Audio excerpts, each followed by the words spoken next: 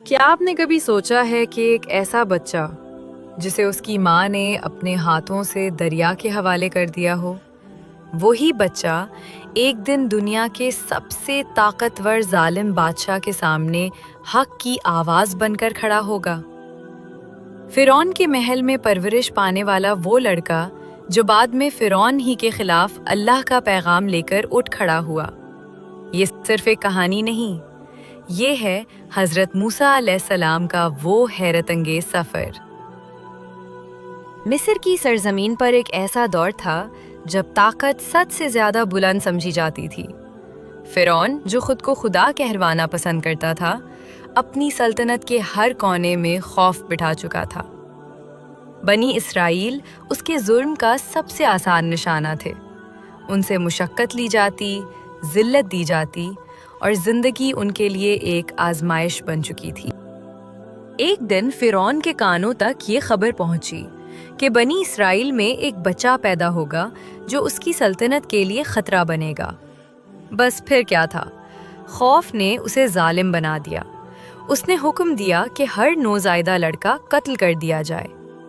مصر کی فضا ماؤں کی سسکیوں سے بھر گئی اور ہر دروازے کے پیچھے ایک اندیشہ سانس لینے لگا۔ انہی دنوں ایک گھر میں ایک بچہ پیدا ہوا۔ یہ حضرت موسیٰ تھے۔ ماں نے گود میں لیا تو خوشی کے ساتھ خوف بھی آنکھوں میں اتر آیا۔ سپاہیوں کے قدموں کی آوازیں دل کو دہلا دیتی تھیں، مگر اسی لمحے اللہ نے ماں کے دل میں ایک بات ڈال دی، ایسی بات جو عقل سے بڑی اور یقین سے مضبوط تھی۔ حکم تھا کہ بچے کو ایک صندوق میں رکھ کر دریا کے حوالے کر دو۔ یہ فیصلہ آسان نہ تھا، مگر یہ ماں جانتی تھی کہ جس رب نے بچہ دیا ہے وہی اس کی حفاظت بھی کرے گا۔ آنسو بہتے رہے مگر ہاتھ مضبوط رہے اور صندوق دریا کی لہروں پر رکھ دیا گیا۔ دریا نے صندوق کو سنبھالا اور بہتے بہتے وہ فرعون کے محل تک جا پہنچا۔ فرعون کی بیوی آسیہ نے جب بچے کو دیکھا تو دل نرم پڑ گیا۔ اس نے کہا، یہ بچہ آنکھوں کی ٹھنڈک ہے۔ یوں جس بچے کو مارنے کے احکام تھے وہی فرعون کے گھر میں پرورش پانے لگا، اور اللہ نے ماں کو بھی واپس اس کے بچے کے پاس پہنچا دیا۔ وقت کے گزرنے کا احساس دیتے ہوئے حضرت موسیٰ جوان ہوئے تو دل میں انصاف کی چنگاری روشن تھی۔ ایک دن ایک جھگڑے میں ایک قبطی کی موت واقع ہو گئی۔ بات پھیل گئی، خطرہ بڑھ گیا اور حضرت موسیٰ کو مصر چھوڑنا پڑا۔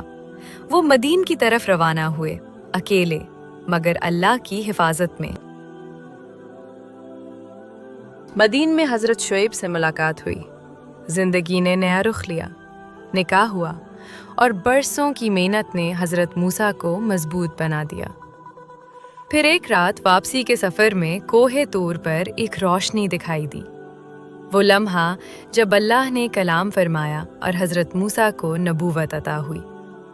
اللہ نے معجزے عطا کیے، لاٹھی جو سانپ بن جاتی، ہاتھ جو روشن ہو جاتا، اور حکم دیا کہ فرعون کے سامنے حق کہو۔ دربار میں جا کر حضرت موسیٰ علیہ السلام نے 2 ٹوک بات کی، بنی اسرائیل کو آزاد کرو۔ جادوگروں کا مقابلہ ہوا مگر اللہ کی نشانی غالب آئی اور حق کے سامنے باطل جھک گیا۔ آخرکار بنی اسرائیل نے مصر چھوڑا۔ سامنے سمندر تھا، پیچھے فرعون کا لشکر۔ خوف نے گھیر لیا، مگر حضرت موسیٰ علیہ السلام نے اللہ کے حکم سے لاٹھی ماری۔ سمندر 2 حصوں میں بٹ گیا، لوگ گزر گئے اور فرعون اپنے غرور سمیت ڈوب گیا۔ یہ قصہ ہمیں سکھاتا ہے کہ طاقت ظلم میں نہیں، یقین میں ہوتی ہے۔ اللہ پر بھروسہ کرنے والا کبھی تنہا نہیں رہتا اور حق کا انجام ہمیشہ فتح ہی ہوتا ہے۔ اگر اس قصے نے آپ کے دل میں کچھ جگایا ہے تو لائک کر کے ہمیں بتائیں اور سبسکرائب کر کے اس سفر کا حصہ بن جائیں۔